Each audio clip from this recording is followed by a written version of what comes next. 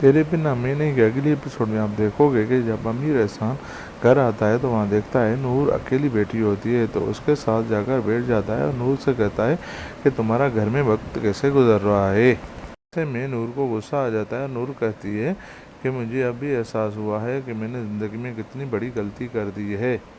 مجھے آپ سے شادی کرنی ہی نہیں چاہیے تھی، مجھے کیا پتا تھا کہ آپ بھی اتنی کم سوچ والے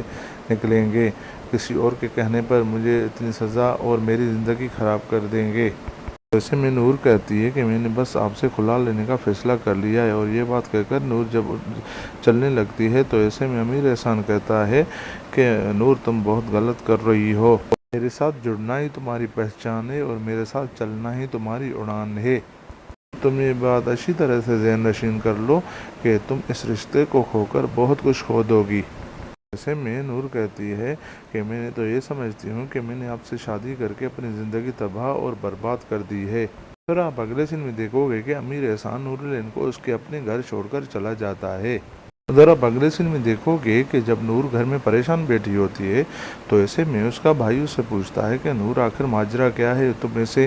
کیوں آئی ہو، جب سے آئی ہو چپ بھی بیٹھی ہو، کوئی بات ہوئی ہوگی، مجھے سب کچھ صحیح صحیح بتاؤ۔ ایسے میں نور کہتی ہے کہ بھائی مجھے کچھ نہیں ہوا ہے، بس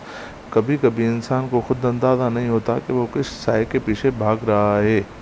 ایسے میں نور کے بھائی کو غصہ آ جاتا ہے اور اسے کہتا ہے کہ تم صاف صاف بتاؤ ہوا کیا ہے۔ تو ایسے میں نور کہتی ہے کہ میں اب وہاں پر کبھی نہیں جاؤں گی، اس انسان نے میری زندگی تباہ اور برباد کر دی اور یہ پہلے سے شادی شدہ ہے اور اس کو ایک بیٹی بھی ہے، یہ بات اس نے مجھ سے چھپائی تھی، تو اور مجھ پر اور مرتضیٰ پر اب یہ شک بھی کرنے لگا ہے، اس لیے میں نے اب یہ فیصلہ کر لیا ہے کہ میں وہاں اب کبھی نہیں جاؤں گی، میں اس سے کھلا لے لوں گی۔ ایسے میں نور کی یہ بات سن کر اس کا بھائی خود پریشان ہو جاتا ہے۔ آفس میں مرتضیٰ کی پریشانیاں کم ہونے کا نام ہی نہیں لے رہی ہوتی ہیں، تو ایسے میں اس کو ایک ای میل آ جاتی ہے کہ آپ نے ٹائملی کانٹریکٹ کمپلیٹ نہیں کیا ہوا ہے اور اس کے لیے آپ پر 6 کروڑ کی پینلٹی ڈیو ہو گئی ہے۔ ایسے میں مرتضیٰ بہت پریشان ہو جاتا ہے اور سیدھا نور کے پاس چلا جاتا ہے، کیونکہ یہ کانٹریکٹ نور نے سائن کروایا تھا مرتضیٰ سے۔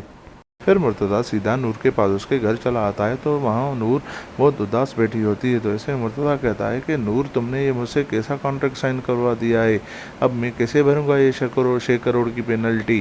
ایسے میں نور مرتضیٰ سے کہتی ہے کہ مرتضیٰ جب کانٹریکٹ سائن ہوتا ہے تو اس کی کنڈیشنز ایک پارٹی پر بھی اپلائی ہوتی ہیں اور اس کی کنڈیشن دوسری پارٹی پر بھی اپلائی ہوتی ہیں، یہ تو تمہیں معلوم ہو جانا چاہیے تھا۔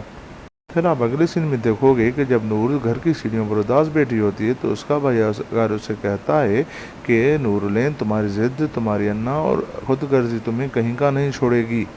اپنے ساتھ ساتھ تم اور کتنے لوگوں کو نقصان پہنچاؤ گی یہ تمہیں اندازہ ہی نہیں ہے۔